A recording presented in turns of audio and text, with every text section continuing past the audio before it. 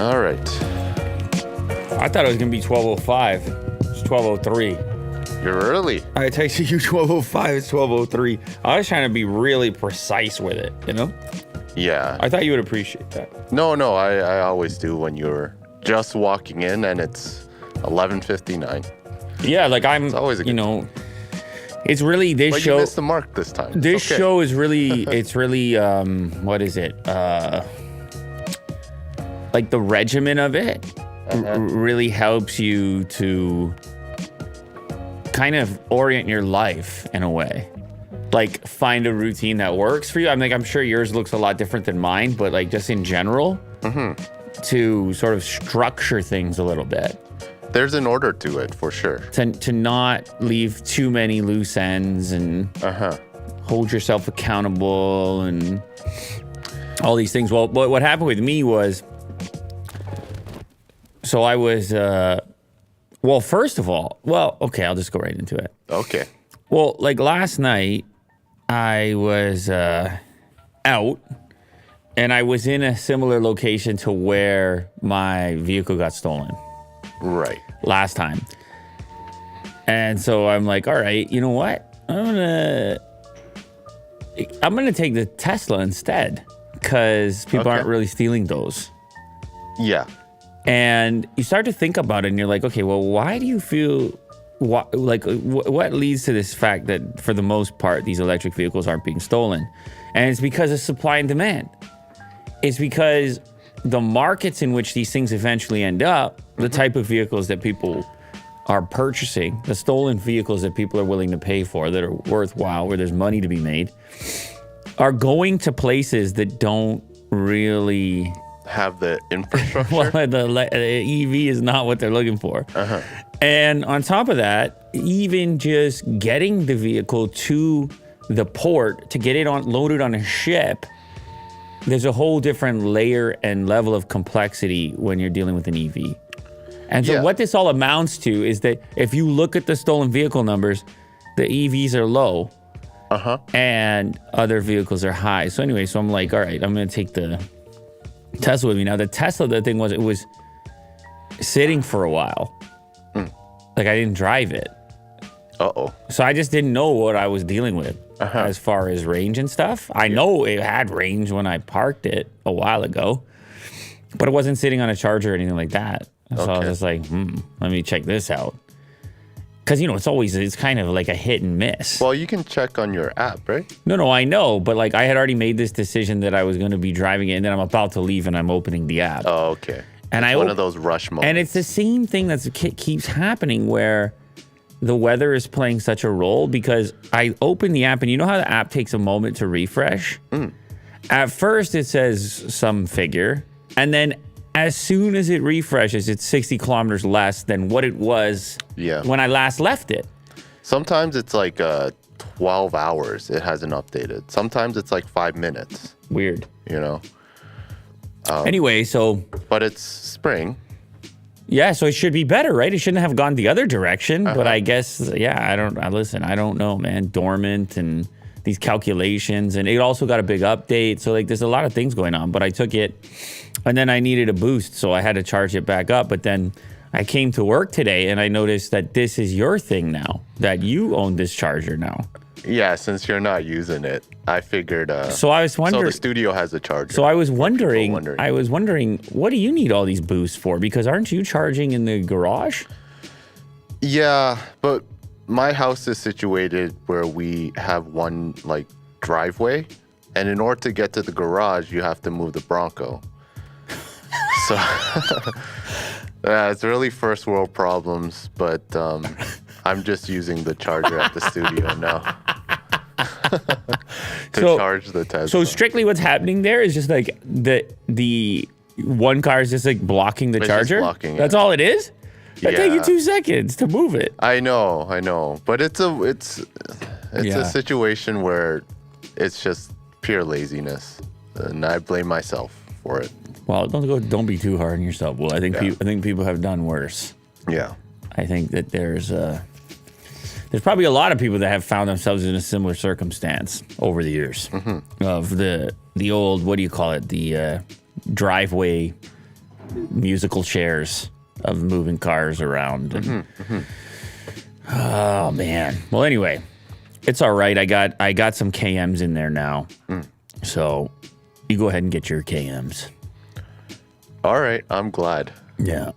Cool. And I knew. Thanks for sharing.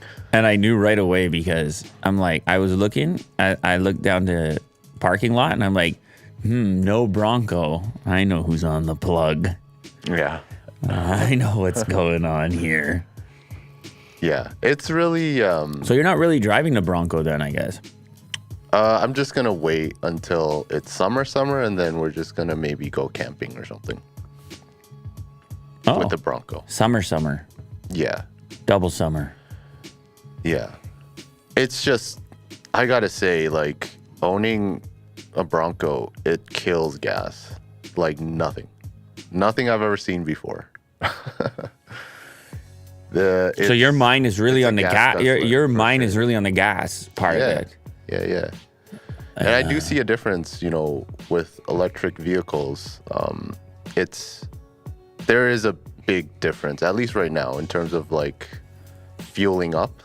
But which Bronco did you get? Isn't there more than one motor option for it? Yeah, there's two. Which one did you get? The lower one, the stock one. So shouldn't that one be the more fuel? 2.7. Shouldn't that be the more fuel efficient one? You would think so. But I guess it's relative, right? Like, you're comparing to Model 3, which guess how much a gas a Model 3 uses. Yeah. Zippo. Yeah, I mean, it's not really a fair comparison, right? You got a 2.7 liter V6 EcoBoost versus an electric motor and a charger. And I really like driving the Tesla. It's just really nice, just overall in general. So you would say that since you made your video, you've become even more. The gap has widened, because in that video you were saying as well that you preferred the Tesla at the time, actually having owned both of them, and then now I feel like that gap is widened. Is it just slightly how you sounded there? Just You're slightly, like, and I like to drive it. I really do enjoy driving the Tesla in long distances more than the Bronco. Yeah. That might change when I have to depend on the Bronco for more rugged terrain. Like if we go camping somewhere that's a bit more off the path. But I do like to drive the Tesla on the highway, local streets. Smooth sailing. It's just a little bit more luxury feeling. Yeah, it's refined. A big part of that is just this, like, depending on also what you're used to and your expectation around ride quality and things like that. Once you get up into taller vehicles, boxier vehicles, stiffer suspensions, more aggressive tire wheel packages, there's no way it's ever going to feel like a sedan or a car that's lower to the ground, more aerodynamic, quieter. Man, the Tesla is way quieter than the Bronco. Of course it is. Because the roof comes off, right? Yeah. The top. And like there's so much wind noise. And since it is a boxy car, it's just like there's a lot of drag. Rattling. And that produces noise. Yeah. Tesla is just smooth. Look at it's you. Like it's just a little bit Look more at you, quiet. you old man, looking for a quiet ride. Yeah. You're unbelievable. Turn it down. It depends. I think you can kind of get used to anything. It's just that the fact that you have both sitting there and you're constantly A-Bing it, whereas if you just had one or the other, you wouldn't necessarily tweak as hard. Like the same thing happened to me when I was moaning about one-pedal driving. It's most evident when you go side by side A/B test it, but it fades away if you commit. Right. And that's like a lot of things in life. It's like you go to I'm over at the supermarket the other day and they're like, yo, try this cheddar out. Like, it's an aged cheddar over here. And if they got it next to the plain cheddar, you're like, damn, that's a nice cheddar. Comparatively. But however, if it was just like on something, like on a sandwich or in your fridge or whatever, you wouldn't even be thinking in that framework. You just be like, whatever. There it is. there's something about that immediate A/B, and it's not a thing you get to do often with cars because you normally don't have that many sitting around. Yeah. And test driving doesn't really work because it's all weird and there's like people sitting there and it's so temporary and like so rapid. So like owning two completely different cars gives you an insight that there's really no other way to gather. Yeah, I think you're right. Like trying to find a case study for each, I think it's really important because in many ways the Bronco crushes the Tesla in different situations, right? So you kind of pick and choose in different scenarios which car you're going to take. But yeah, you're right. Like I don't take it for granted. I think I'm extremely lucky to be able to afford these two vehicles to try them out, you know? And yeah, that's pretty much it. No, yeah, absolutely. I didn't mean it from that standpoint. Like I suppose I did as well. I'm just saying that A/B testing in general is such a valuable experience. Yeah.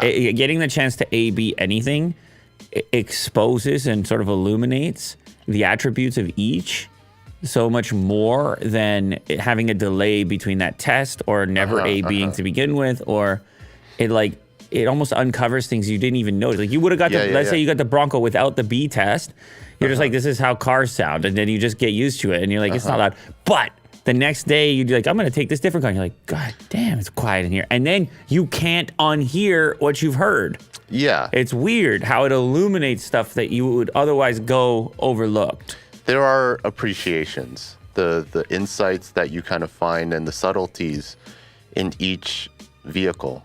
And you learn to appreciate each vehicle and its pros and cons. Yeah. And by the way, I'm not just talking about vehicles. Like I'm saying A/B in general. I think wine is a good example. A/B in general. You know? Like here's the thing. Like I remember I did a taste test. I think I was with Peter McKinnon and we were tasting different coffees from fast food places. Okay, yeah. It was like a billion years ago. And we weren't sure how effective, like capable we would be, even though we both drink a lot of coffee, if we could pick out like the McDonald's, Tim Hortons, Starbucks, etc. Right. And we picked every single one out. When you have them right there side by side, it's incredible. Yeah. But on their own, you're like, yeah, it's coffee. But next to one another, like when I put the Tim Hortons or maybe I can't even remember actually. Maybe it was a McDonald's, I think, or the Tim Hortons next to the Starbucks. I could pick that Starbucks instantly. It was without hesitation, even unlabeled. And all of a sudden, the other coffee started to taste like tea. Like they were so light. Right. I don't remember if that was a dark roast. I think we try to keep it fair. Look at this, 4 years ago. Damn, dude. Shout out, Peter. I don't know what you're up to, but we should have a coffee. Yeah. And for some reason I have Starbucks today. Super strong. Is there a reason why? Well, that's the thing when I'm drinking. When I order dark roast over there, and I try to order dark roast as well from Tim Hortons, but when I order dark roast over there, I don't sip on it and go, this is so bold. I just go, oh, that's my coffee. I don't think about it. But if I had the other one there, I'd be like, that's much more robust. Yeah. And then if I had the coffee I make at home next to that, I'd be like, that's much more robust. It's all relative. Yeah. It's all relative.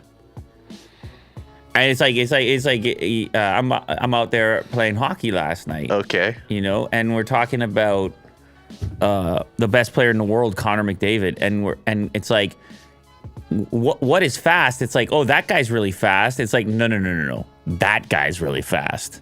Right. But it's in relationship that you notice those discrepancies. In isolation, alone on the rink, if you were to watch anyone, you'd be like, damn, that dude's fast. Put them next to each other, you're like, no. That dude's fast. Right. TikTok, what's going on with TikTok over here? Did you happen to catch the hearing? I did not watch the hearing. I watched the initial pre-hearing media frenzy. Oh, dude, it was like 5 hours. Yeah. I just saw pure grilling. Is this guy AI, by the way? Like, did you watch any of his clips? Where'd they get this guy from? Yeah. He is just so happy and oh, we got everybody on here, and like he is just nailing whatever he is supposed to nail as far as hardcore training. I'm friendly and I'm no threat to you. Like they found the guy, the I'm friendly, I'm no threat guy. They found the guy. You understand? So ChatGPT? They found ChatGPT in human form. Well, no, because ChatGPT is even edgier than this. This guy, everything he's saying, as far as I can tell, everything was all neutral to him. Exactly. Like nothing really meant anything. I watched his initial kind of promo. I don't even know which social media he put it on. I don't even think it was TikTok. I think he put on Twitter or something. But anyway, his initial social media was like, here's how many Americans are loving TikTok and enjoying using TikTok. And I'm in Washington, D.C. right now to make sure that you get to continue to love and enjoy your TikTok. Because it's 175 million Americans that are... And he's like, we want to spread joy. I'm out here spreading joy. And you're just like, look at this guy go. It's like he's not even getting grilled. It's like he's not even here... walking a tightrope. It's like he's not even on edge. They got the right guy for it, don't they? So we're talking about Shu Chu, the CEO of TikTok at the moment. Chu, is that how you say that? That's how they spell it. Oh, sorry. It's just because you had the Z in there. You messed me up. It's a triple threat. Yeah, I'm guessing that's his maybe middle name. It's a triple threat. Okay, yeah. Representatives from across the political spectrum hammered and beleaguered the CEO, accusing him of aiding in a Chinese plot to undercut American power. How awkward are these interactions? No matter what, all the suits and everybody goes, all right, my turn. Yeah. So explain to me, through the ringer. Why is it that you are single-handedly ruining American democracy? And it's like, well,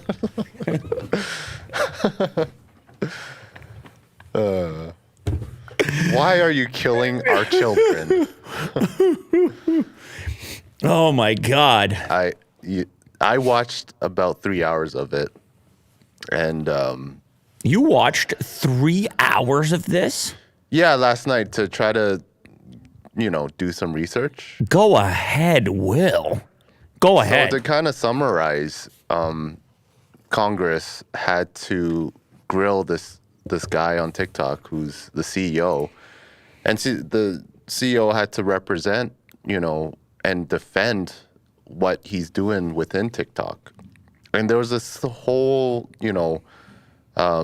like collaboration with ByteDance, TikTok's parent company. But basically Congress, they were like, I would say maybe over like 30 or 40 congressmen and women were just grilling him. Like they had, I don't know, maybe like 3 minutes at a time. And it was just constant grilling. And it just kind of takes me back to Zuckerberg and his Congress meeting. It was bad, but I think this one was way worse because this was all about the children and all about spying. Oh. And it was all negative. There was no one that was on his side. I don't feel bad for him, but like, man, like it was like 4 or 5 hours of just constant harassment. I don't know. I don't know. I don't feel bad for him, but it's just like, man, so that's crazy. After like mental workout. The 3 hours that you spent watching this transpire, is your opinion at the moment that TikTok is in trouble? Are we getting ever closer to a complete ban based on the way that this sounded? Yeah, it seems like every Congress person was focused on like not liking TikTok at all and want it banned in the US. There was no votes of like compassion for TikTok at all. It was just like we need it out of the country. Wow. Yeah, it was very. I always I enjoy these. Part of you wonders. dramatic Well, moments, part of but- you wonders why they agree to even I don't even know how this works, as far as if they can be forced to present themselves in these situations. Like, is this basically like a subpoena? I guess maybe it is. And they have to send somebody if they want to continue to be operational, or some service could be suspended or something. I presume there's methods of persuasion to get you there. But it is interesting that they put it on blast. It's for the public to see. They bring the person in and lambast them, and you watch it happen. And you're curious as to why, if they feel the way they do as potential influences and policymakers and so forth, why don't they just get rid of it then? Why do they sit and chat to this guy and yell at him? Like, why don't they just get rid of it then? Is that harder to do than it sounds? Do they need, how much evidence do they need? I guess probably they were presenting some of their evidence. There was quite a few evidence pieces. In this case, this woman, Representative Kamak, so this was the most dramatic one because she did not ask any questions. It was just pure berating. She talked mainly about this one TikTok video that has garnered a lot of views and is really negative about pulling up a weapon and going into this place to shoot up, people. And it was up for over 40 days. It hasn't been taken down. So she literally had just totally berating him about it. And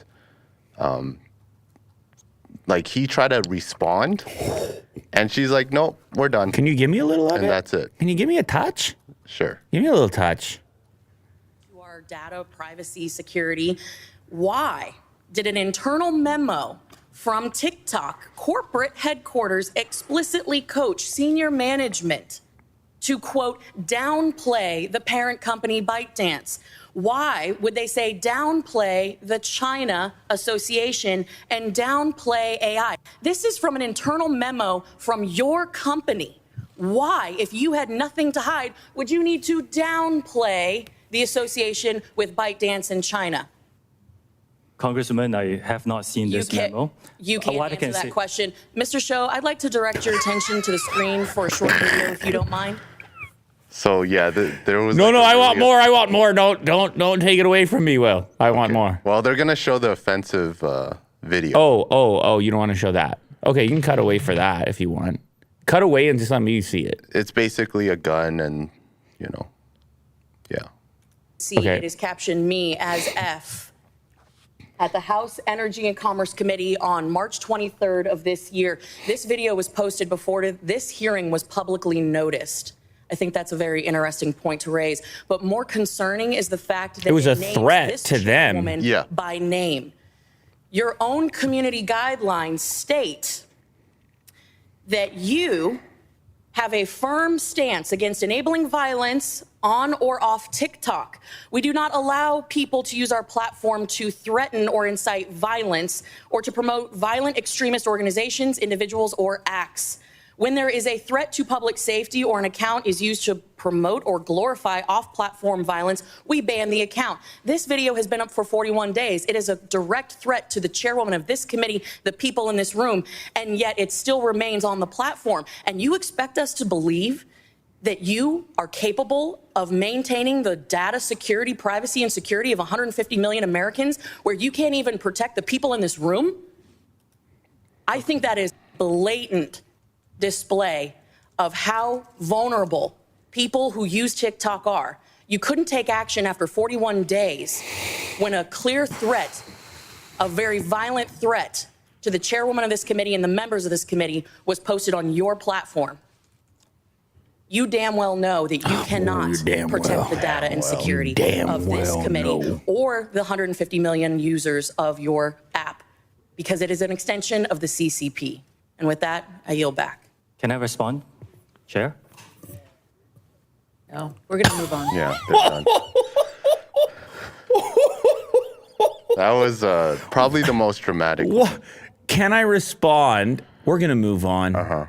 Damn, dude. There were a lot of instances where They couldn't just respond. bring you there to just plaster grill. you. Not Yeah, seen this just grill.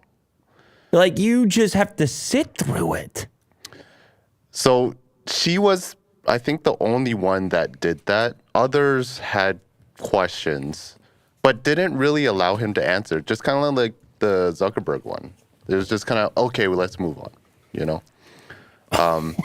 So it is kind of like an ear beating. Oh my baby. Holy guacamole. Can we get the clip that I was talking about how how happy this guy tried to be? Can you get that clip for me? Maybe just search for it on YouTube, his name, and see if you can get the initial clip of him announcing the fact that he's in Washington. I just want to show you how polished this guy, how prepared they tried to make. Obviously, it didn't matter because they didn't even let him. They didn't even let him talk. It must have been on Twitter. Maybe try Twitter. Here? No, It's it's like him actually publishing it itself.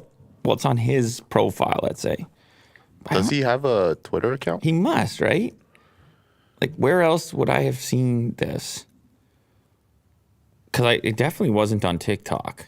Oh, you know what it was? It was in a news article that talked about whether it would be banned or not, because it had a graph on it over whether or not people right now would approve or vote for a complete outright ban. Okay. And it was embedded in there, so maybe it was a TikTok message or video. Sorry. This is going to be impossible to find now because I just realized there's about 400,000 Yeah, it's the hottest thing right now.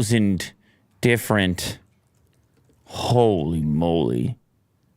This is huge. Why are you showing me this? What is this? This auto played. Oh. I went to TikTok. Oh, Sorry. I thought this was part of the story here. No. That was a freaky video. She's crying. Maybe it was on the official TikTok. It was. Okay. Well, have you seen this stuff or no? I haven't. Oh, okay, so play this video right here. 17 million views. Hi, everyone. Play Joe this. here. I'm the CEO of TikTok. I'm here in Washington, D.C. today, and I have some news and updates to share with everyone here. Today, I'm super excited to announce that more than 150 million Americans are on TikTok. That's almost half of the US coming to TikTok to connect, to create, to share, to learn, and just to have some fun. This includes 5 million. Someone needs to edit this with the Curb Your Enthusiasm. I was just saying. I was just thinking that. Now these numbers Oh, are man. so Bum, bum, and 7,000 TikTok employees in the US who are helping us build this incredible community in America and around the world. Now this comes at a pivotal moment for us. Some politicians have started talking about banning TikTok. Now this could take TikTok away from all 150 million of you. I'll be testifying before Congress later this week to share all that we're doing to protect Americans using the app and deliver on our mission to inspire creativity and to bring joy. Let me know in the comments what you want your elected representatives to know about what you love about TikTok. Hi everyone, it's Show. Hey guys, it's Show here. As you know, I just testified before Congress and I wanted to share my thoughts about the experience with you. Now before I do that, I really want to thank you for the comments in the last video. Now TikTok is all about conversations and community, and I'm so grateful to hear from all of you. Now here are a few of my favorites.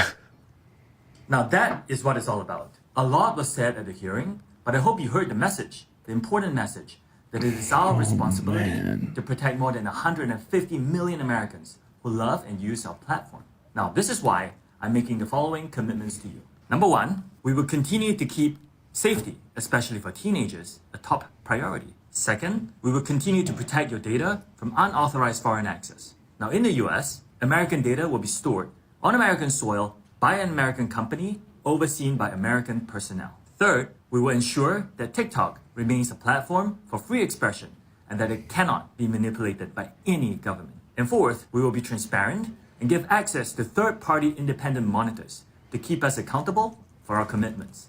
Now, we know that trust is built with every decision we make. We are proud of the groundbreaking work we are doing to be the most trusted platform in the world. Thank you for listening. I hope you share this information with your friends, your family, and your elected officials on why TikTok is important to you. Yeah. Hey guys, the show here, as you know. Yeah. Do you trust him more or less? I mean, the media training is just wild. This like really upbeat children's show book kind of, hey guys, really wanted to let you know, today what we're going to be talking about is, and you're just like, whoa. It's kind of unreal. You know what I'm saying? Mm-hmm. It's like, it's like you could program the guy up to say whatever you need. Yeah. Somebody's typing it in from behind. Mm-hmm. They're just typing it in. Yeah. And, you know, it's obviously like you do kind of feel a little bit for the individual who is a human and is being maneuvered around by these like mega monsters to like, you're going to go there. Like, what is his phone call? What's the phone call after he gets off this one? He gets out of here. He gets on that call. Mm-hmm.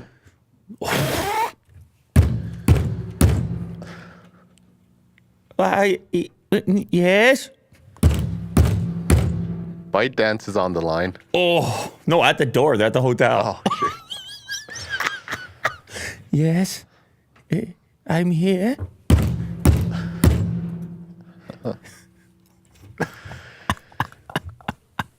Oh.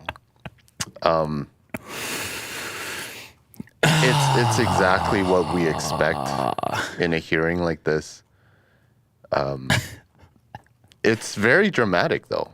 You know, like in these meetings, you don't expect it to be, but there are some funny, subtle things, like where he gets always interrupted, kind of like Zuckerberg. Do you have more for me? Can I watch some more of it?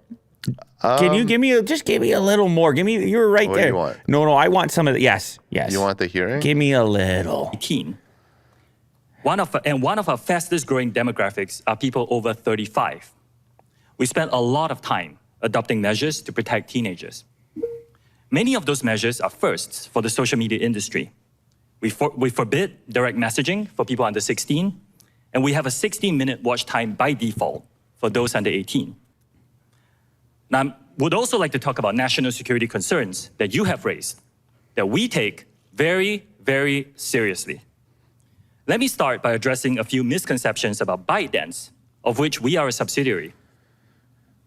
ByteDance is not owned or controlled by the Chinese government. It's a private company. 60% of the company is owned by global institutional investors.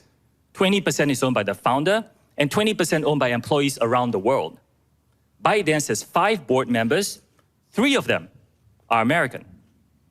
Now, TikTok itself is not available in mainland China.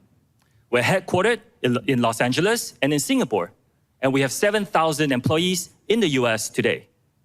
Still, we have heard important concerns about the potential for unwanted foreign access to US data and potential manipulation of the TikTok US ecosystem. Our approach has never been to dismiss or trivialize any of these concerns. We have addressed them with real action. Now, that's what we've been doing for the last 2 years, building what amounts to a firewall that seals off protected US user data from unauthorized foreign access.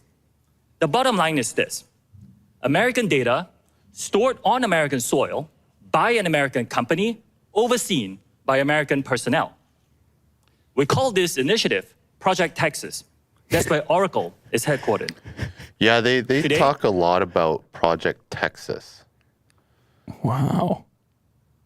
I think it's an initiative to... It's a very American choice. Somehow make it more American. Sound really American. Yeah. I think the initiative was created because of Trump, like back then, when he wanted to ban TikTok. Mm-hmm. So they made it the most American project ever.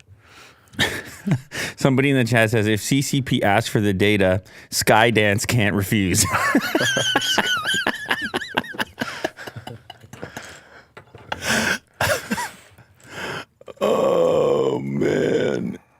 Listen, it's rough, but it's rugged. Listen, what happened to Huawei? I think everything's up for grabs here. It could go away. It absolutely could go away. Yeah, absolutely. And I got to look into it a little more. Like, this is going to be an ongoing thing, I guess is what I'm trying to say. It probably won't be the last time we talk about it here on this show. It's really hard to sit through that and not think something shady's going on. I'm just saying, it's just hard. And by the way, it's not exclusive to ByteDance or that guy.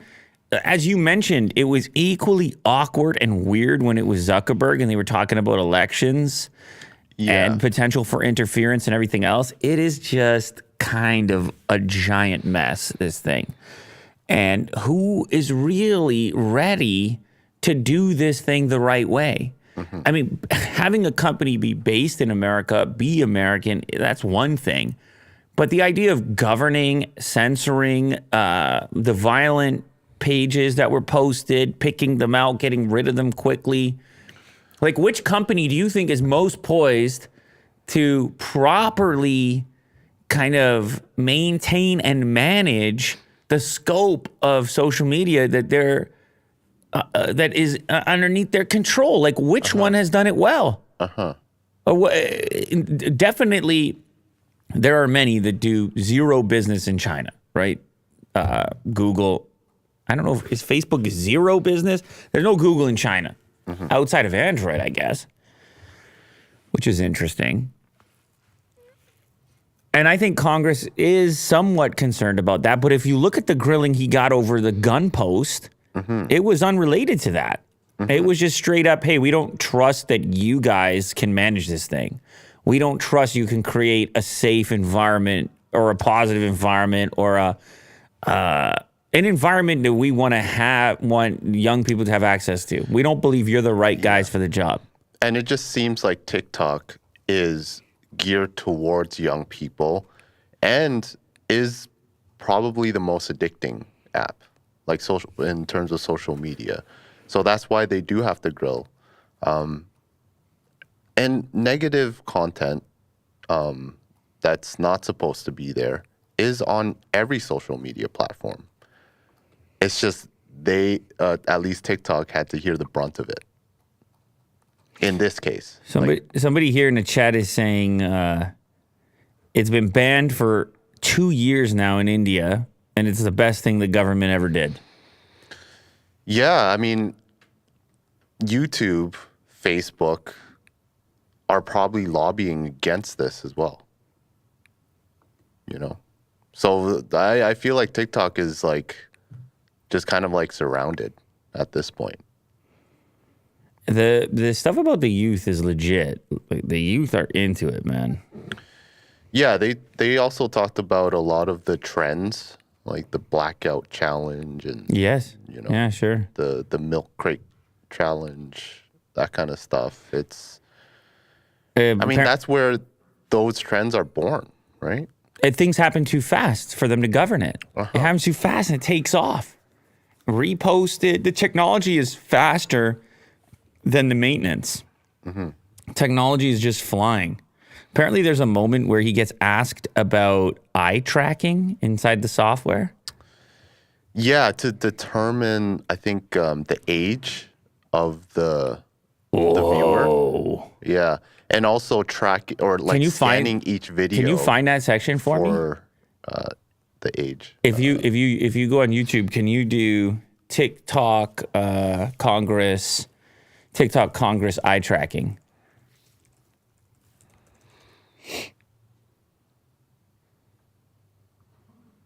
Nobody cut that piece out. Maybe split up eye tracking into 2 words.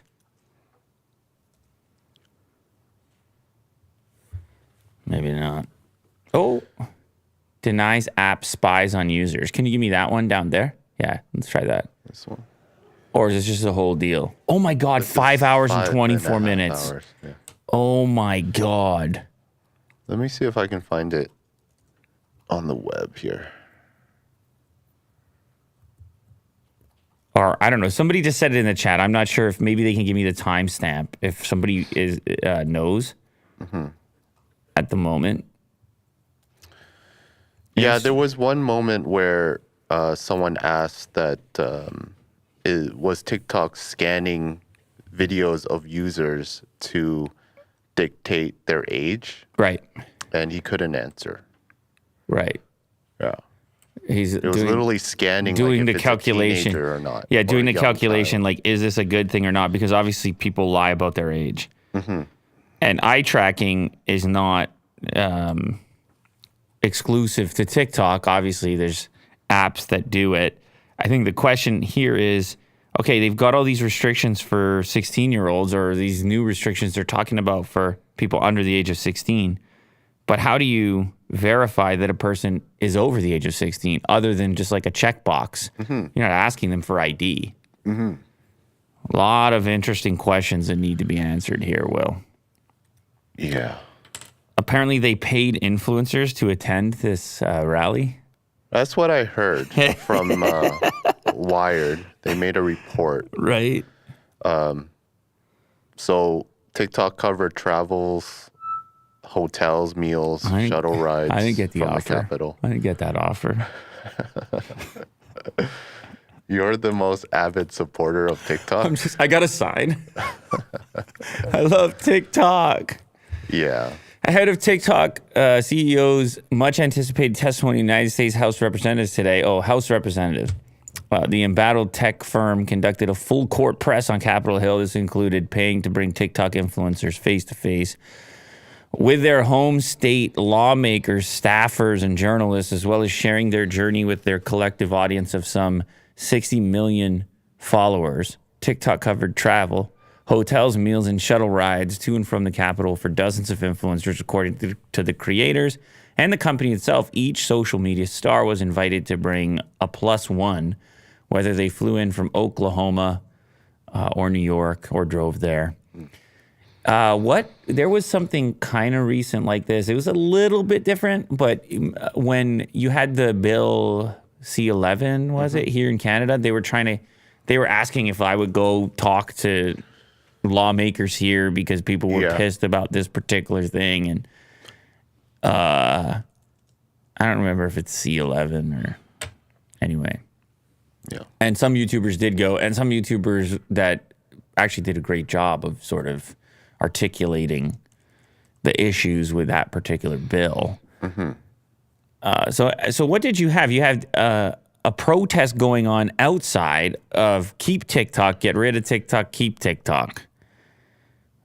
TikTok stars rally. So that's the stars dressed in suits? I'm not too Weird. sure. I couldn't find any pictures. Why does that image? Why do these images look AI generated? I don't know if it was like a huge protest. I think it was just like a little peaceful rally. My voice thrives on TikTok. Hashtag keep TikTok. Yeah. Well, this was their move. I don't think they got a big enough group. They got like a dozen or so there. I think they needed a bigger group, Will, I think so too. to make the case. Oh, boy. Can we hear what they're saying? Is there a video of it? Let's see.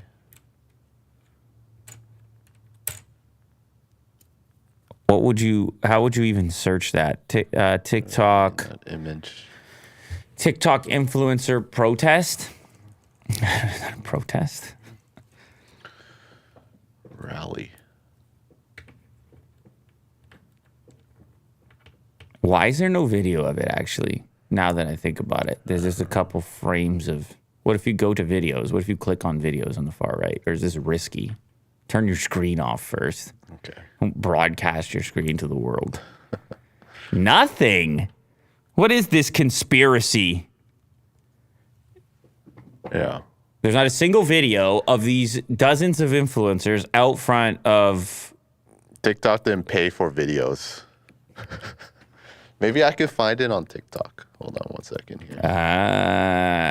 Now you're thinking, Will. Or on YouTube. Re-uploaded from TikTok. TikTok influencer Okay, here we go. rally.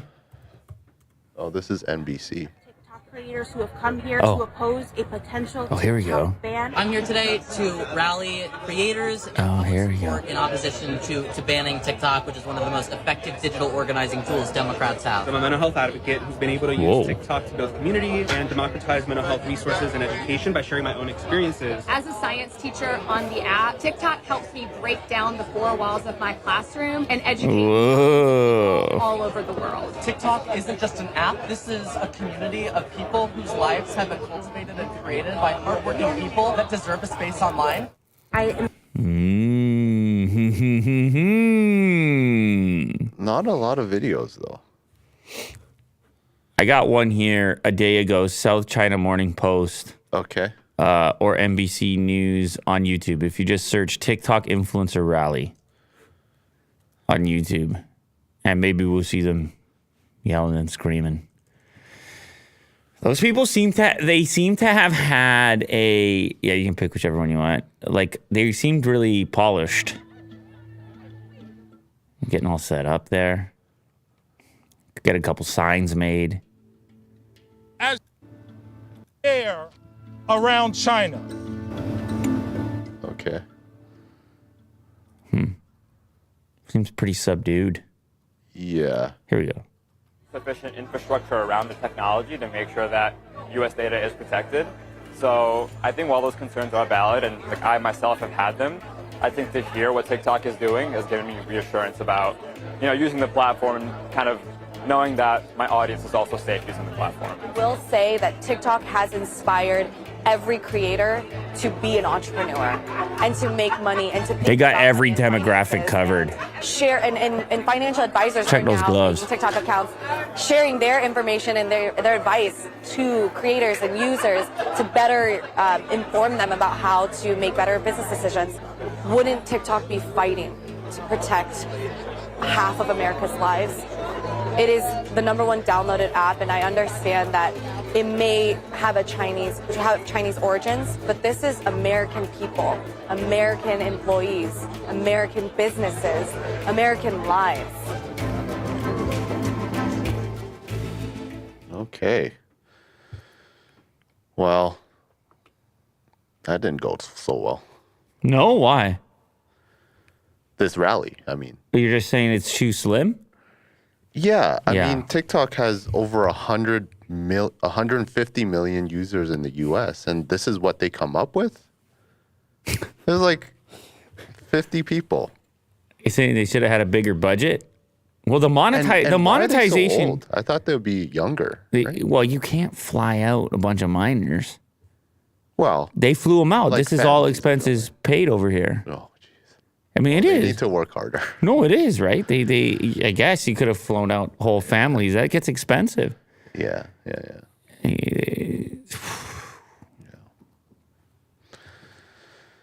Well, I mean, It's not looking good right now. I'm just gonna say that right now. I believe there probably is some kind of way to through some type of merger or partial acquisition or something with some kind of U.S. based tech giant that could figure out a way to manage things in a manner that's more satisfactory to the American public, North American public, because whatever. they did try with Oracle by having their data stored in U.S. servers. I know. But who really knows? That's the Who point. really knows? That's the point. Who really knows and who's capable of policing it? And they may find it easier in the end to just say, "See you later." That might be the easy option. They might. They might just do it. It would be somewhat unprecedented. Obviously, we have the precedent of Huawei, which pretty much straight up ban, and then also had difficulties from a trade perspective, even getting components from American companies to continue to build their products, even for other markets. So like a real pinch on that. And maybe we see something similar in this case. Maybe it just took a while. Remains to be seen. It does feel like we're one or two steps away. in terms of like some big controversial thing happening or some proof or some sort of data piece or some sort of. And YouTube and Instagram and Snapchat are going to pick it up right away. All those users. Well, so they're ready. YouTube's been ready, dude, with the shorts and all the rest of it. YouTube's been ready. Instagram's been ready. You think Mark Zuckerberg's watching any of this stuff, getting a kick out of it? He's like, that was me. He's I know what that chair feels like. Yes, popcorn. Yeah. Oh, hey man, what's the over under? What do you think? Yes or no? He watched a couple minutes of that. Yeah, definitely. He watched a couple minutes of that, in a private room by himself in the dark. He watched a couple of minutes of that, naked. didn't he? Wait, hey man. Yeah. Yeah, he watched a couple of minutes of that, didn't he? Mr. Facebook, Mr. Instagram, Mr. Meta. It's like, oh, those days. Yeah. And he's just and he's also just kind of ready. Yeah, I recommend everyone to kind of watch it, the 5-hour ordeal. I'm gonna finish watching it. You're gonna do 5 hours because it is quite entertaining. It's something. Yeah. Well, maybe that's a specialty stream for us, Will. You think we can pull it off? All 5 hours? Yeah. You think we can do it? I'll get my stretchy pants. A special live, once-in-a-lifetime event, a marathon, a TikTok Congress marathon, and it's the stream, and it's you and I, and maybe we take breaks. But people were doing it with the Johnny Depp stuff. Yeah. Because that was painstaking. That was something. Oh, you know what's happening right now is the Gwyneth Paltrow ordeal. I don't know anything about it. So a couple years ago, she smashed into like a skier. Okay. And now the skier's looking for a lawsuit. Mm-hmm. And the trial's happening right now, live. Wow. Live? She has to testify. So it's kind of like a Johnny Depp. She has to testify about crashing into another skier on a ski hill? Yeah. Yikes. Yeah. Well, that's going to be ugly. Well, people have their different opinions on this TikTok thing before, we move on to the next. Like, some people think it's a money thing. Some people think it's a politics. Some people think it's truly a privacy thing. Some people think it's a safety thing. And you want to know what I learned in my many years on this earth? It's probably a little bit of all those things. Okay, yeah. Well said. That's what I'll say about that. What do you got for me next year, Will? Did you want to do this Insta 360 thing? Yeah, sure. So today's episode is brought to you by Insta 360, and more specifically, the Link, the new AI-powered 4K webcam, recently published a YouTube short. Speaking of, actually, I think we might have put it on TikTok as well, and it sort of showcases some of the features of what you can do with this thing. So go ahead and play a little bit of it. The Insta 360 Link AI-powered 4K webcam. That's right, AI in your webcam. AI in your webcam, the safe kind of AI. Gotcha.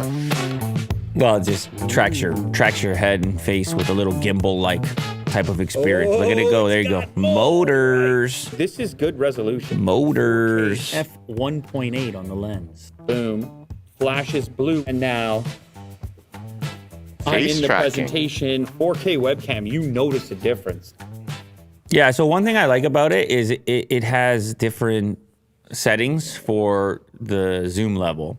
So what I'm kind of showing off in that section there. Plus, there's an overhead mode and even a desk view mode. So there you have it, Insta 360 Link 4K webcam with AI tracking. Are you buying or selling? So you have basically, it has a couple of functionalities, including the ability to do the on-desk look and the whiteboard look. But what I like about it is just if you need to step away from your computer, you can have it. You have presets for the distance you want it to keep, whether you want like waist up, close up. Like if you're doing a presentation, obviously, or maybe you're doing some jumping jacks, or maybe you're doing a fitness class or whatever the hell you're doing, you can set it to any one of those presets.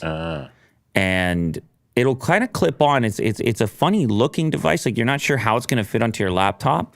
It'll clip onto any laptop monitor, plus you have a thread for a tripod if you choose. And essentially, it's like kind of like a little cameraman.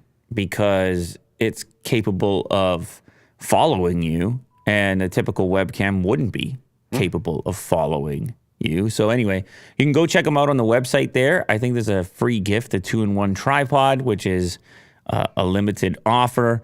We'll have the details in the description of this video. If you want to step up, if you want to upgrade your video conferencing or even just your web videos, you can check it out. 4K in your webcam with a nice little motor to follow you around, keep things smooth, right on. Beautiful. So you can do your jumping jacks. What? Is it a deal? What do you want? Yeah, a free gift? Get 5% discount and a free tripod with the link in the Oh, yeah, I said it. But did you say that specifically? The 5% discount and free tripod?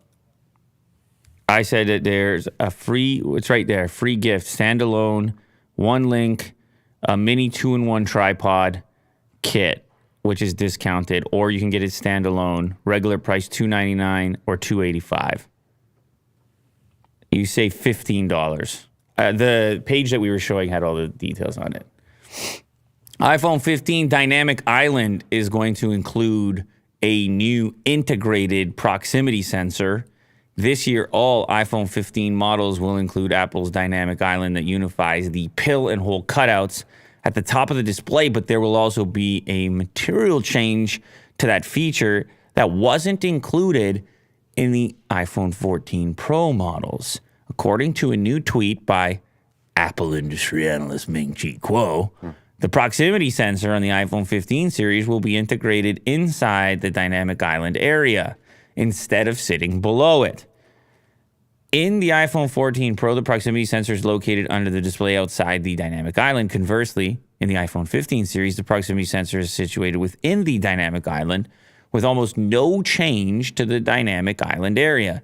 The proximity sensor detects when the user holds the phone up to their ear and shuts off the screen. It's possible that moving the location of the sensor could be related to improvements to Face ID, but as Kuo says, the tweak is unlikely to result in any difference to the look or functionality of the Dynamic Island. Regardless, it will mark a change in components that may have simply been integrated to reduce costs. Well, I mean, they're constantly finding more efficient ways to integrate and, well, I mean, save money, increase their profitability, their margins, and so forth. This is a pretty cool graphic showcasing how everything gets jammed underneath there, under the display, and then the actual exposed portion of those components.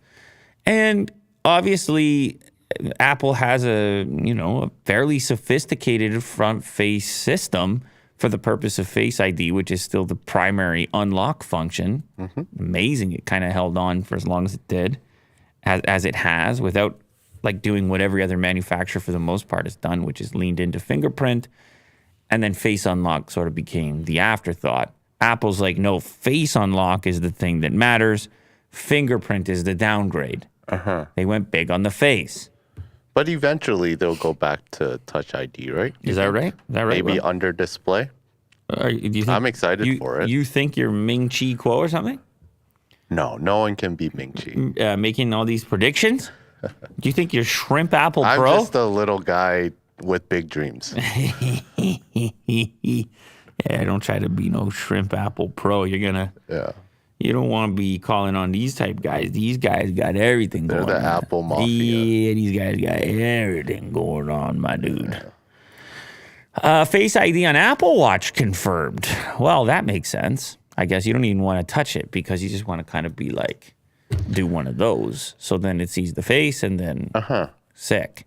Because for me, it's like, I think one of the reasons I stopped wearing it is because it's just too much information on my wrist. Like, it's like, you're looking at it, people are looking at it, I don't know, it's weird. I have to take it off when I'm shooting videos, and then I'm like, well, what if I just turn off all notifications? And I'm like, what am I doing anyway then? Turning everything off so that I got it's just exposed. Unlike your phone, which is always kind of facing you, and you're really aware of anybody staring at it. It happens less so with your watch. Yeah. Face ID on Apple Watch confirmed. They filed a patent for a smartwatch with a camera in it. Apple just filed the patent, widely rumored to have been in the works since 2016. Apple's been trying to work a camera into the Apple Watch design without needing to significantly change the form factor. And personally, after looking at rotatable cameras and watch straps and quick release mechanisms to get your watch unit and take a picture, in my opinion, this is the closest the company has got. Yeah, because it's been pretty ugly so far. You've had like third-party products, and there have been some ways of doing it, but it gets bulky and also there's a whole different set of privacy concerns and such when you have cameras on your wrist. And depending on how obvious those cameras are, like if it's really obvious to people that you've got this camera pointing at them at all times, then it's still maybe very goofy to have a camera on your wrist. Yeah. Yeah, because people even if it is subtle, people got nervous about it, right? Dude, even if you didn't see it, if we all just knew there were cameras on our wrists all the time, it's just an uncomfortable feeling. For sure. The phone is not always present, and it needs to be held. So anybody holding a phone around you or pointing it at you, it becomes fairly obvious. The wrist, on the other hand, it's just a little covert, a little sneaky, and I don't know when people will become comfortable with it, but maybe they can implement it in such a way that it's only for face unlock, and it's not taking pictures of the remaining world, and it's only to see your face to unlock the phone and hide your notifications and all your other private details without seeing your face. Yeah. If that's the case, that's a different story. And here's how their patent looks for what they're the mic planning right on doing. beside the camera. So it's not, the camera's not on the face. It's on the side. So where how's the it, mic is. What? So how's that gonna unlock? I don't know. I'm guessing like you. No. I don't know. You look like that or something, or like that. Oh, that's a little weird. It's a bit funky. Eh? Okay. All right. I don't know. I don't know how they're gonna. Maybe they're gonna have to move. Oh, actually. Like straight down the arm. So you go like this. This guy really likes to show his tattoo, eh? Well, I mean, you pay a few bucks for those things. Those tattoos, right? Yeah. What do you got to do? You got to shave the arm after? You got to keep it. You got to keep it. If maybe there might be no arm hair there. For me, if you're going to see that tattoo, because that tattoo in particular is just going to look like more arm hair on my arm. Yeah. Do you know what I'm saying? It's going to look like just thicker arm hair. Yeah. Yeah. Yeah. So this is kind of like a two-story situation here. Oh, yeah. AirPods Pro with USB-C charge case to launch later this year. This is part of Ming Chi's recent rumor list. Yeah. Second generation AirPods Pro with USB-C charge case later this year with mass shipments expected to begin. Well, they obviously saw our friend over there. Remind me the name of our pal over there? Oh. He has a really cool name, Exploring the Simulation. Wow. You is that the name? I think that's the name. Okay. Of the channel. Okay. And he sent it to us, Will. Yeah. You know what I'm talking about, right? I was thinking of his real name. Oh. But well, I'm trying to shout out his channel right now because he sent us this like world's first. No, it's not up yet. Oh, you're looking up his channel. He sent us this like world's first USB-C charging set of AirPods. What's he it just called again? did it himself. Simulation. I think so. Yeah, there you go. Wow, I'm actually surprised I remember that too. But anyway, so he's a really cool channel. You're doing all this. You may have seen him swap out lightning ports on phones for Type-C in the past because that's his most popular video. Oh, actually it isn't. AirPods Dirty Secret and How I'm Fighting It. So actually the AirPods stuff did a little bit better even than the initial iPhone stuff. But the point is he has these very cool videos where he essentially mods these products himself and edits it in a fun way and all the rest of it. And he sent it to us. So I got a chance to play with it and actually film a video with it. And I'll be showing it to you guys, the finished product soon. But the point is like, yes, USB-C. Like, let's get over it now. It's over. Like lightning, it's over. We're moving on, right? Right. Well, apparently the regular AirPods 3 won't have Type-C. Okay, because they're not going to update it right now, but it will eventually. Eventually, yeah. Yeah. So but if someone wants to upgrade their AirPods to the third generation, they might not get Type-C, according to this report here. Yeah, not at the moment. because they're not going to refresh it in the meantime. The Pro is going to get the refresh with the Type-C case, and then the next generation of regular ones will probably get Type-C, and then eventually Lightning's just gone. New phones with Type-C, iPads already got Type-C. You can charge the laptops over Type-C. Oh my goodness, a universal future. Well, you never thought you'd see the day. No more proprietary connectors for Apple? You didn't think you'd see the day. I mean, you still have MagSafe, but you don't need to use it. You didn't think you'd see the day. Well, they still have the MFA. Made for Apple or made for iPhone? Yeah, okay. So that's MFI, sorry. well, that's sure. Yeah, you're right. That's right. They're gonna be a little bit nitpicky about that, no doubt, and a little bit annoying about it. But hey, they're protecting your devices at the end of the day. So you can't hurt anything. Yeah. Texans are sounding off against Elon Musk's horrifying plans for dumping the Boring Company wastewater into the Colorado River. Environmental.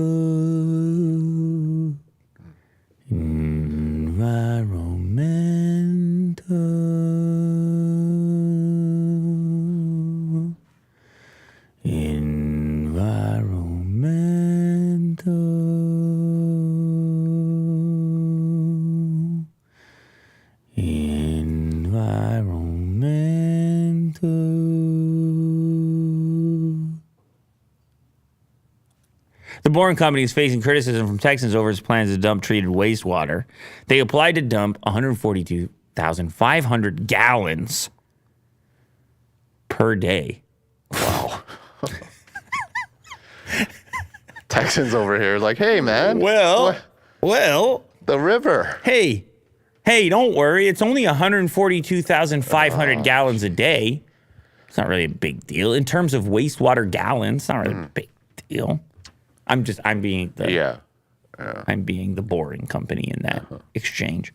One resident said about 400 people showed up to the public meeting on the Boring Company's plans. Elon Musk's tunnel building venture, the Boring Company, is facing blowback from Texans who are speaking out against his plans to dump treated wastewater into the local water supply.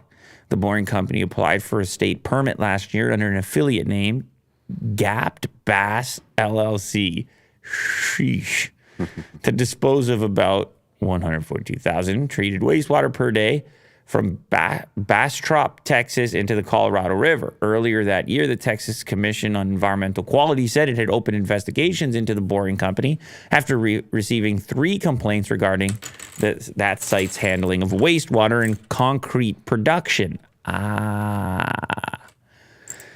Concrete production. On Tuesday night, several local residents gathered at a meeting, and the Boring Company gave a public comment on the company's wastewater disposal permit after a local citizen launched a campaign.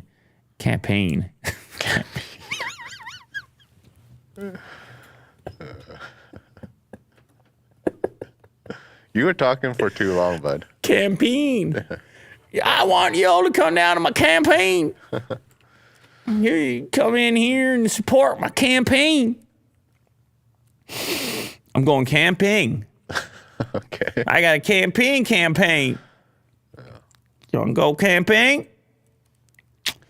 It's unfortunate. Is because with big companies, there's always going to be waste. You're not big on the wastewater? Definitely not in the Colorado River. What's it treated with? Like they say treated wastewater. Is it exposed to the concrete? Is that what's going on? Because that sounds pretty ugly. I guess it's ugly either way. They're like, look, man, it's the Colorado River, dude. Leave it alone. Yeah, it's tough. You're right. They want the progress. Everybody wants the progress. Everyone wants to go to Mars. And nobody wants to dump anything in the Colorado River. So I am curious, though. What is the wastewater? Yeah, and why is it so much? And what is the Boring Company doing in Texas right now? Do they have some tunnel they're working on? Like, these are all... Last I heard, they're still in Vegas, just trying to extend that Vegas tunnel. Still in Vegas. Still working on it. Okay, so what? They're shipping things to Vegas? They're doing concrete in Texas and then sending it to Vegas? Okay. I don't know. Thanks for that update, Will. Okay. Sick. Tesla drivers ditch the Yoke. as the Model S and X round wheel retrofit sells out. And it became an option at the same time on the website for new builds. So you could either retrofit it or just pick it now. The company would eventually let drivers decide in their online design studios, what I'm talking about. But they also offer the round steering wheel as a retrofit, so you can go in and have it replaced. But that has already sold out, so you can't get one. So according to Kim Java on Twitter, that is a crying face with a puddle and a pinched, kind of scrunched up laughing, according to Kim Java, because I think what she is trying to imply here is basically that people don't like the Yoke and they miss having a steering wheel. Or they just made like very little amount. I think that seems hard to believe. How hard is it to make a steering wheel? Like, this seems pretty straightforward for a company at Tesla's scale. I would say, well, maybe you're right, Will. Maybe you're right. Supply and demand. But I think people want the steering wheel back. I'm going to go out on a limb. How's your Model S and your Yoke? Talking about Yoke life? Do you want the steering wheel back? My biggest complaint about the Yoke is a really weird one, which is like not parking lots and parking and stuff. It's wear and tear, because it creates a right angle edge where you enter and you try to not bump and you wear and you tear. Yeah. And it's a common thing. I'm not alone on this. The whatever vegan leather material wearing off on the Yoke as you enter and exit. Is that a crazy, weird complaint? Yeah, and I'm sure there's people that are different proportions than me that aren't having that happen. I'm not bumping that. I'm bumping the other location, the bottom corner. Yeah, right there. That's exactly what mine looks like. It's peeling off whatever the material is, and I'm certain that if it was a wheel.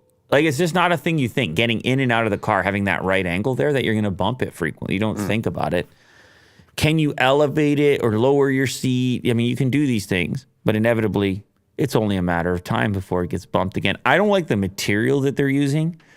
I don't know how different it is, the way it's wrapped compared to the actual steering wheel. I find it cool and novel to drive, but probably for modern life, and the amount of autonomous stuff that I'm doing versus actually driving, and probably the wheel is the better deal. Or some variant like you see over there where they go and make a sort of square-shaped wheel type thing. Maybe there's something in there to be had, but probably the wheel is better for most people. But the capacitive buttons, you're not bothered by it? Oh, I'm the bothered. Horn and stuff. Oh, yeah, I'm bothered. We talked about it on the previous episode. I'm bothered. Okay. I'm hot and bothered. And also, I got an update, and my autonomous driving is weird.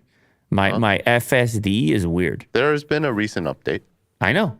And last night, it was super paranoid about switching lanes in autopilot. You can report that, you know. I'm reporting it right now. Elon, I'm reporting. Okay. Consider this. Like in the car. Consider this. Nope. All right. No. No, right to Elon right here. It was just a little more weird than it used to be. So smooth. I don't know if it's like more on the side of caution now or what's going on with that. But the thing is nervous about switching lanes, at least last night. I got to do a little more testing. But last night, the thing was nervous about switching lanes. Yeah. Tesla still appears to be offering the Yoke as a standard option on the upcoming Cybertruck, although it underwent a bit of a redesign for the company's cyberpunk-inspired pickup. Yeah, they kind of modded the Yoke a little bit. And who knows, maybe we see a slight tweak to it. But I think a lot of people are going to be just picking a steering wheel all over again. EV owners are becoming increasingly frustrated with home... That's you, with home charging. This is you, Will. I like charging at home. No, you don't. Just if I have access to it. Yeah, that's what I mean. You're frustrated with the. Well, that's more of a home thing than a charging thing. But that's what it says here: home charging. Right? Home charging is all the things you mentioned are part of the hassle of home charging. Sometimes I think that the in-garage charger. This depends on climate. But you're less likely to use it when you have to pull into a thing than when it's on the outside. And I see more people kind of having this set up lately. Just put it on the outside. it's not the best looking thing, but you don't really notice it. And then you're always charging. You really don't think about it. Sure. But when you got to go in the garage and have the whole ordeal, now, I guess people, it all depends from person to person. Some really use the garage almost all the time. Others, it's not quite as much of a habit. And for them, it's just a little more thought process. Shout out Daniel. He's looking for a poll from you, Will, in the chat. Go ahead and throw that in there for them. But anyway, you're frustrated with home charging because life at home is unpredictable, including cars being parked in front of other cars and garages being full of other crap and the elements. Because you remember when these things were covered in snow, how much it sucked to mess up your whole garage? It was disgusting, and salt and all that stuff. Yeah. And then I was thinking, I was second guessing my approach. I was like, you know what? Like even here, I was like, we should put a charger outside. Why is it inside? I'm just kind of scared of like people messing around with it. Goofing around? Yeah. Yeah, we gotta put some security measure on it. Yeah. We'll put a camera right on it. Yeah. Something. I don't know. Yeah, I think you can have them shut down off hours and stuff. You can do all kinds of stuff. Really? Oh, Will, come on there, dude. Okay. Take care of it. But anyway, I presume these people are frustrated because it's slow. Is that right? It costs. Cost going up. Yeah. Do you track this, by the way? Are you aware of this? Because I have no idea. I don't pay any attention to it. So all in all, I think like just regular average charging is driving maybe, I don't know, 15K to 30K a day. I would say it's about, oh gosh, ballpark $40 to $60 a month charging. Oh. Like I see that in my bill. Well, It's that's like not extra. That's not a big deal. Which is not a big deal. No. But I could be completely wrong. I'm just ballparking here. And are you making sure to charge like at nighttime? Yeah, always at the non-premium time. Electricity rates were no safe haven. The latest Energy Information Administration data shows average residential rates rose in the U.S. by nearly 10% in 2022 to 14.96 cents per kilowatt hour from 13.72 in December 2021. So, yeah, went up. People expect it to go up. More importantly, the study also shows only 51% of EV owners had knowledge of their utility company's programs to assist with home charging. By increasing awareness of available rebates or incentives, EV owners will benefit. This can snowball into helping potential EV owners make a more informed purchase decision, as well as minimizing home charging concerns and supporting greater EV adoption. So I guess some power companies, there's a list here by state. Some power companies have created incentives where maybe you might be overpaying for your charging as well. For example, here's ChargePoint electric vehicle charging incentive. Investing in EV charging is more affordable than you think. Governments and utilities offer an array of tax credits, rebates, and grants that can help put you on the road to a more sustainable future. So I don't know. Here you can select home stations, and he just selected Florida. And then there's one power company in Florida. Probably California will have a bunch more. Try that. There you go. Booyah. So check your power company. You might be overpaying for it. You might get a $1,000 back or tax credit or whatever. In which case, you won't be so angry about it. Yeah, in the long term, I think it'll help you out. Maybe you won't be so angry about it. Yeah. OpenAI CEO feels awful about ChatGPT leaking conversations. What? A leak? Yeah. A lab leak? Don't want to go there. Oh, I don't know what you're talking about. Yeah. Delayed mea culpa isn't a good look for a biz with open in the name. Sam Altman feels awful about open source library bug that leaked some users' chat histories. Ooh, careful what you're typing. Who controls your data? I do think that there is a lot of safety that needs to be put in this, at least now. Because in the future, there's going to be people that depend on these like chatbot as assistants or as some sort of like emotional outlet, you know? And having these really private conversations, it needs to be kept private. It can't be shared at all. You know, we talk about like Apple Music sharing the playlists of like other people's, and it's just like, I guess music is not that bad, but when it comes to like these private conversations with the chatbot, I think it's quite dangerous. What type of conversations you had in there, Will? Huh? What are you saying to your Very salacious, what are you very saying? sensitive. What are you saying to your chat? Definitely bot? personal. What you been saying to your chat bot there? My feelings. We had a significant issue in ChatGPT due to a bug in an open source library for which a fix has now been released, and we have just finished validating. Altman said a small percentage of users were able to see the titles of other users' conversation history. We feel awful about this. Awful. But what are they going to do about it? Well, how are they going to fix it? Well, they plan to follow up with a technical post-mortem about the privacy breach. The formerly nonprofit Biz did not respond to the registrar's inquiries about which open source library contained the buggy code. Dude, he's the next guy to go to Congress. He's the guy. Yeah, you're nominating him? Yeah, I think so. Yeah. Well, maybe Mr. TikTok's going to call him up and say, hey, you get in here. Yeah. Let me hang back and No, have for popcorn me already. Zuckerberg. Well, get the OpenAI guy. Yeah. He's ruining stuff. Uh-huh. Let me go. Let me get out of here. I'm telling you, he's next. Of course. He's next. Yeah, of course. What are the implications here? On your platform, on September 22nd at 6:04 p.m., this user... How dare you share Will's feelings? ...generated this text. Yeah. Oh, swagger time. Swagger time. Coca-Cola in the hand. Swagger time.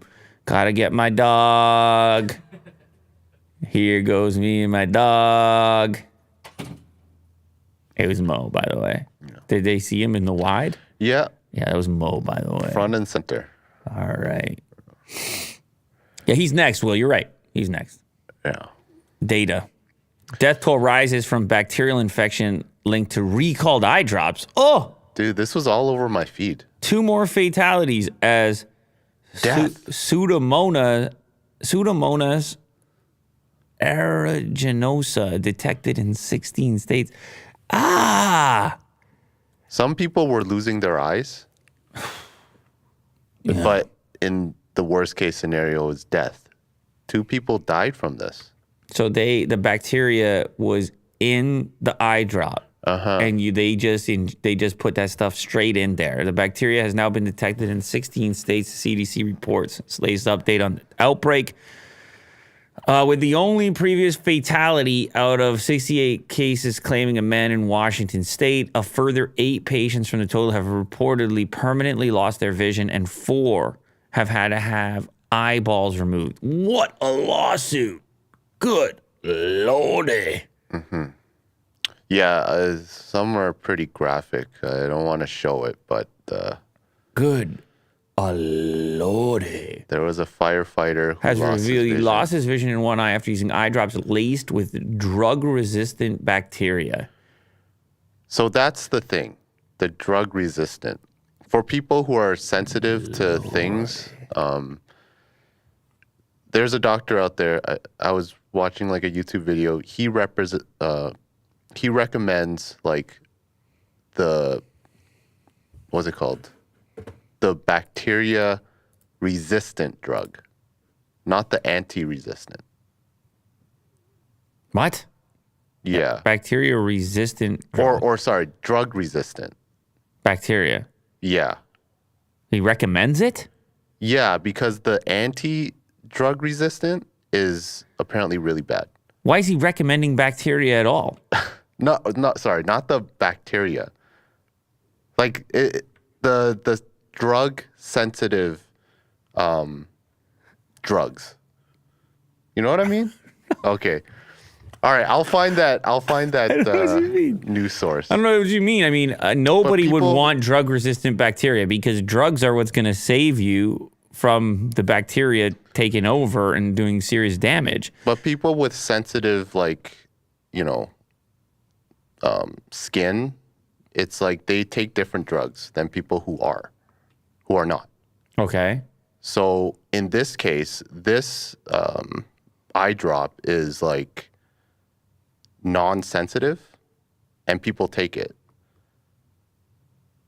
So why does it have drug-resistant bacteria in it? Well, it's laced with drug-resistant bacteria. Yeah. How? How or why? I don't know. Does anyone know? In some sort of like, I don't know, in the process of making it. It's weird. Perhaps It's just weird the way got they tainted. say laced makes it seem nefarious. Mm. Naples Fire Captain Adam DeSaro said he used Ezra Care artificial tears for dryness in his left eye for several years without any problems. And until last fall, the redness came on, the irritation came on, a lot of itching, and it was abnormal.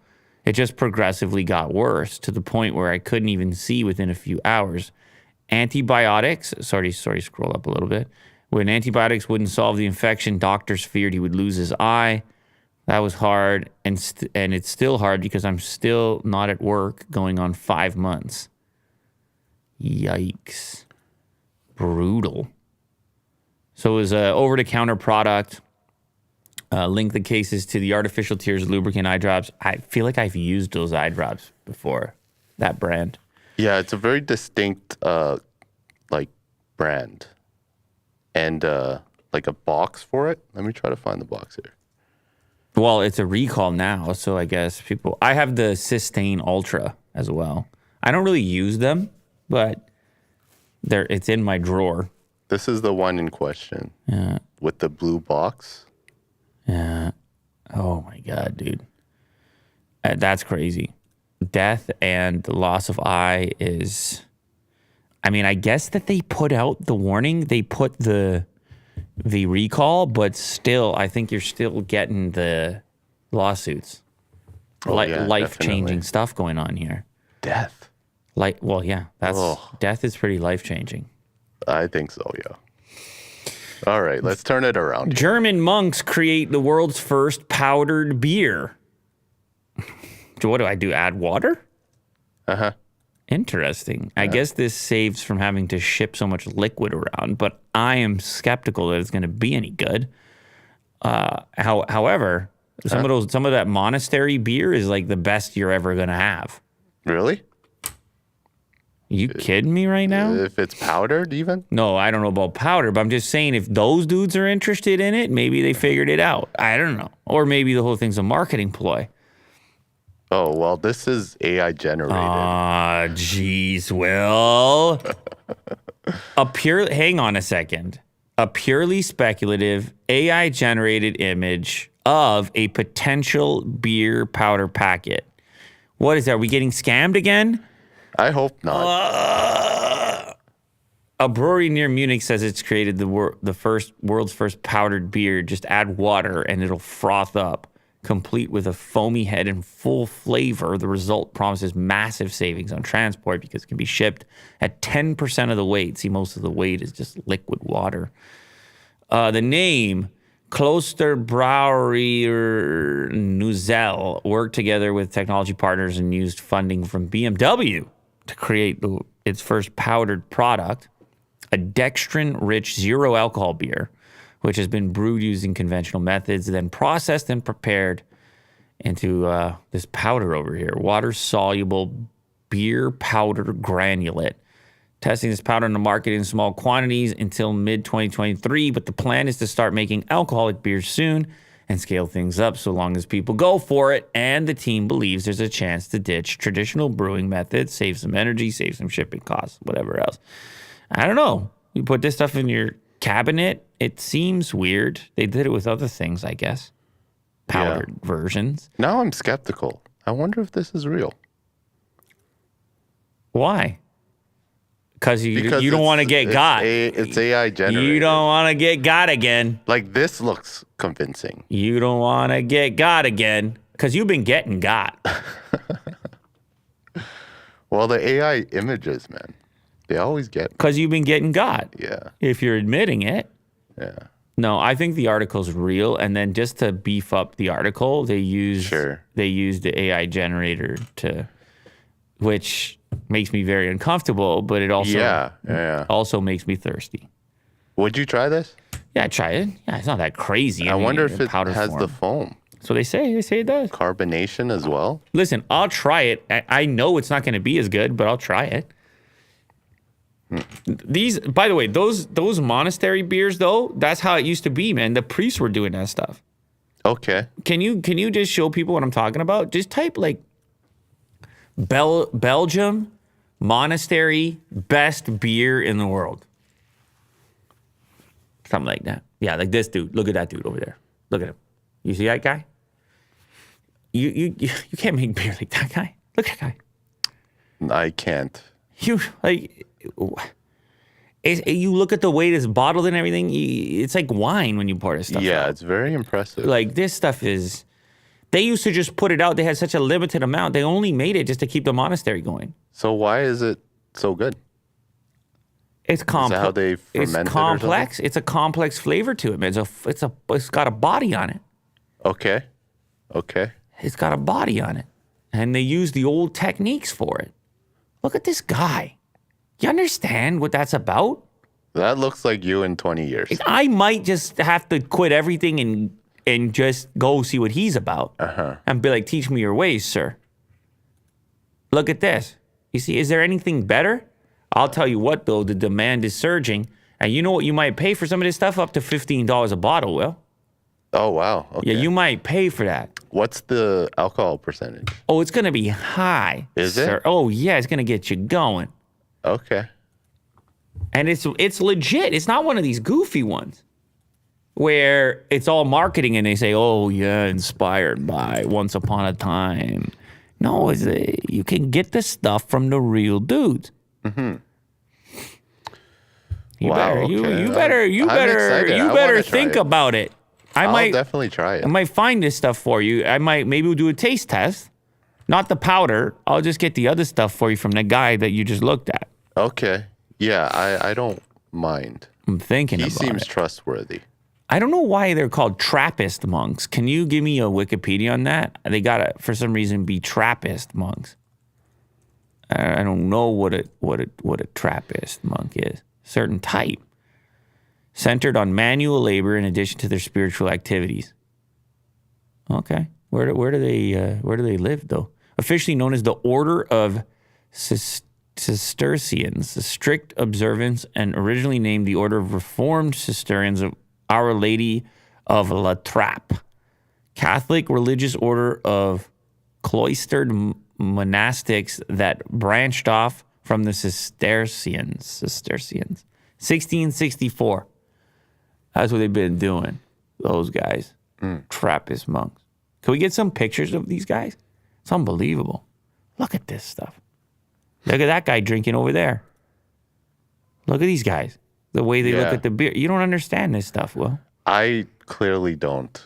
It almost has like a religious vibe to it. You're damn right it's got a religious vibe to it. Look at the outfits over here. You're damn right it is. So they drink beer, these monks? Or do they just make them? Well, you gotta taste. You gotta make sure you got a good product, right? You gotta make sure you got something good going on. Yeah. Before you're trying to sell it.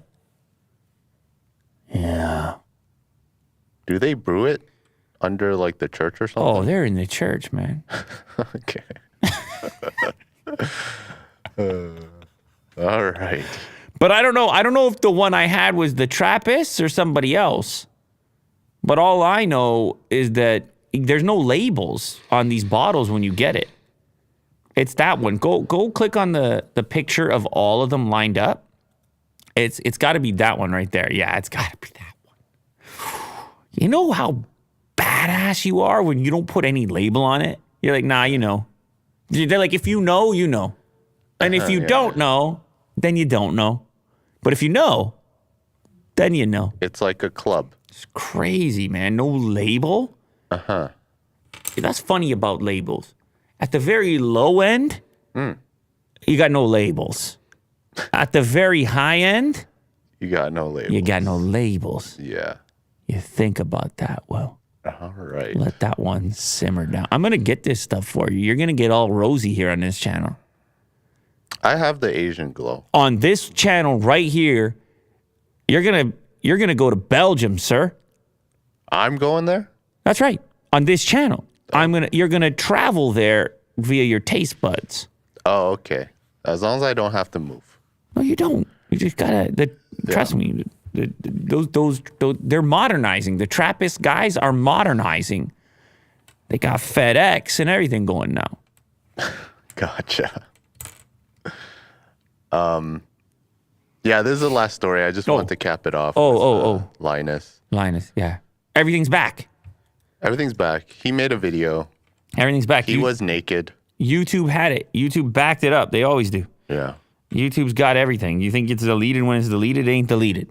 Yeah. Particularly for a channel like Linus Tech Tips. That thing's still there. Mm-hmm. You kidding? He knew he was getting it back. Yeah. So he made the hacked video. He'll get a quick milli on that. He's all good.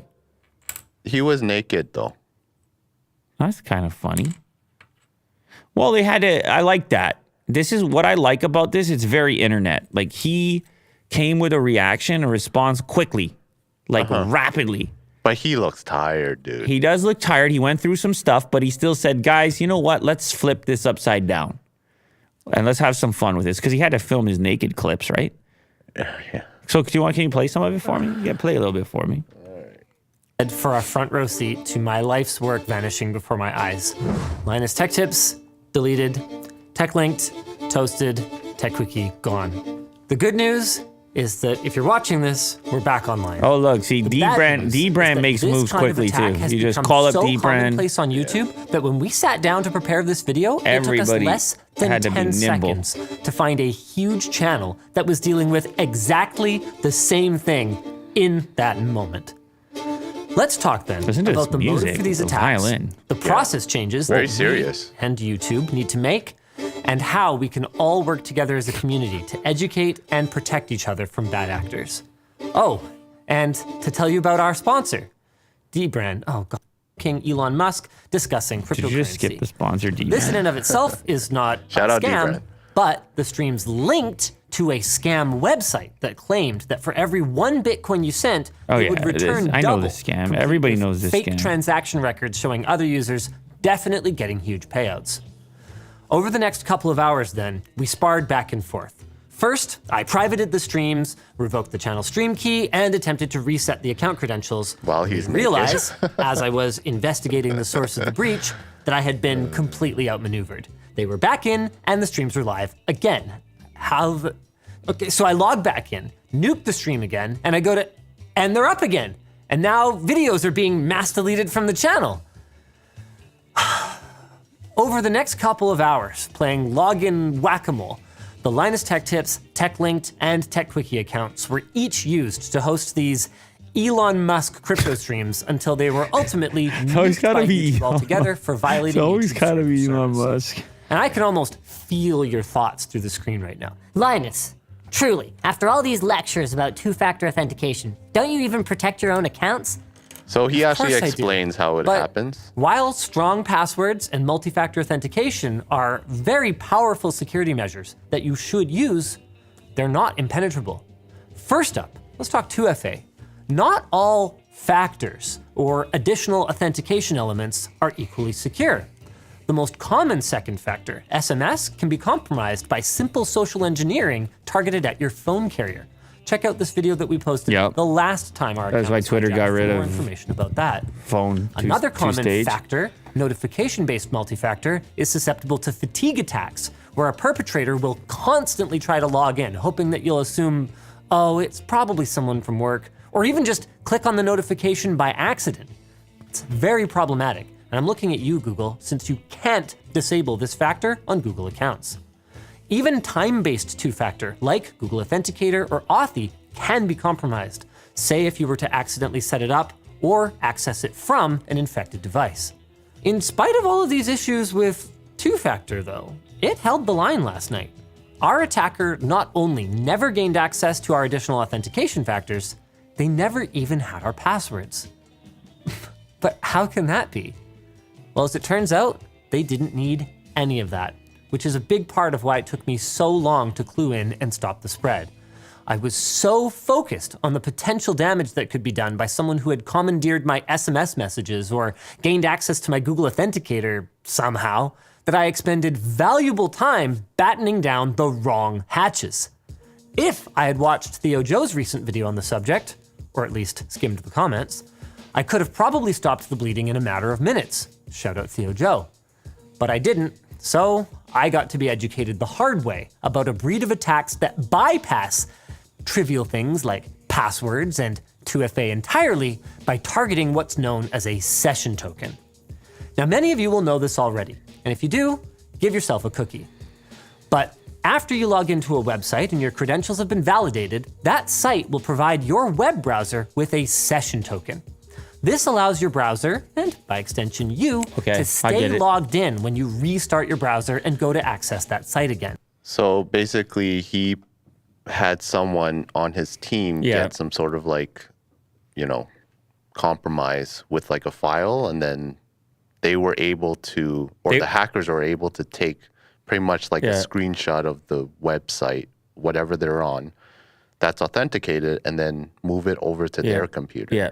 So this is obviously one of the consequences of having it also just like an enormous group of people with a limited number of logins. Yeah. You have like 6 channels, you got like 50, 60 people all working on them. If you have one person infected that's running a session, death. It's just more entry points, essentially, as there's more people that have access. But that, you know what? No matter what you do, there's always, as long as there's incentives, there's people working to do things like this. And I mean, you even heard them going on and on about two-stage and this and that, and trying and actually actively targeting, like actively leaning into that and looking for that and assuming that's where the compromise took place. Even with all that, there's other ways and other ways and other ways.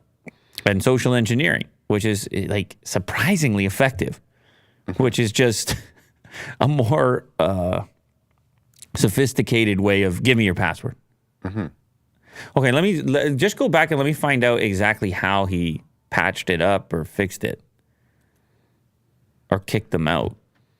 I mean, I guess once their session expired. For every logged in website. Oh yeah, he had to revoke access. Gets you into the vault. Now, in a perfect world, these smaller doors should have been restricted with less access than we configured, but yeah, there you go. Hindsight is 2020, or at least I hope it is.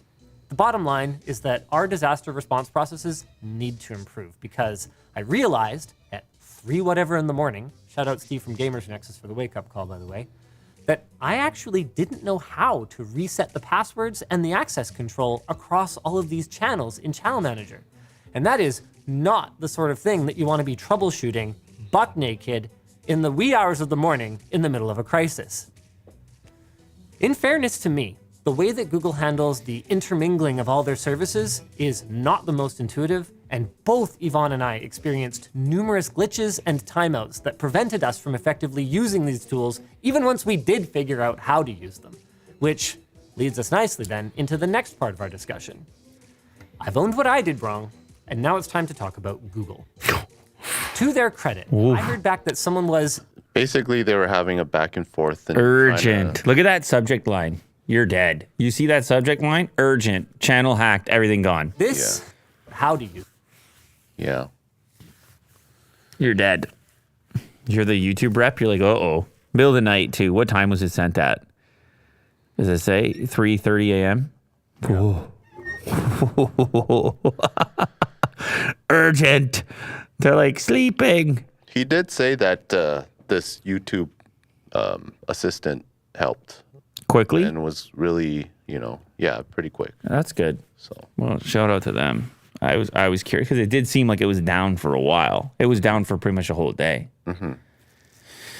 Oh, baby. He noted that the hack could have been easily avoided if the team had better processes in place and that it took longer than it should have to fix things because of how roles are dished out for his channels. The bottom line is our disaster response processes need to improve because I realized at 3, whatever in the morning, that I didn't know how to reset the passwords to access controls across the channels.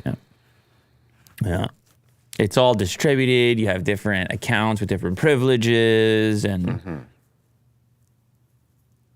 I'm happy that they got things sorted out. Some people in the chat are saying, oh, well, if you were just a small-time YouTuber, you would not have got this response from YouTube, and your stuff would remain hacked, and Elon would still be there on some kind of a live stream crypto fundraiser. Yeah, Linus was critical about that. Of course, that's the case. Of course, that's what it would be. There's no way for all these things popping up. There's no way. They got a priority sequence. Yeah, sure. I highly imagine that's the case. But the whole thing's so ugly. I just wish I don't know. I don't know if it's possible to find a way to shut it down completely. It's like one of those things. If people want it bad enough, they seem to figure it out, and it's a constant cat and mouse situation. But he's back. He's back. Linus is back. Shout out Linus. Onward and upward. Yeah. Thank you to everybody who joined here today for this broadcast. We truly do appreciate those of you who are part of the live experience, hitting the notifications and partaking in real time during the weekdays. Today's Friday, so we won't see you again until Monday. In the meantime, over the weekend, hit up the Clips channel, pick out your favorites. Still haven't gotten to the bottom of what's going on with that $2 clip, so if you know how to decode it, then go check that out. Shout out Feeder Brian. Shout out anybody who sent a super chat today. And other than that, have a good weekend. Go outside. Take a deep breath. I think it's about to get beautiful out there. I think so too. So go take advantage. Thanks, guys. Later.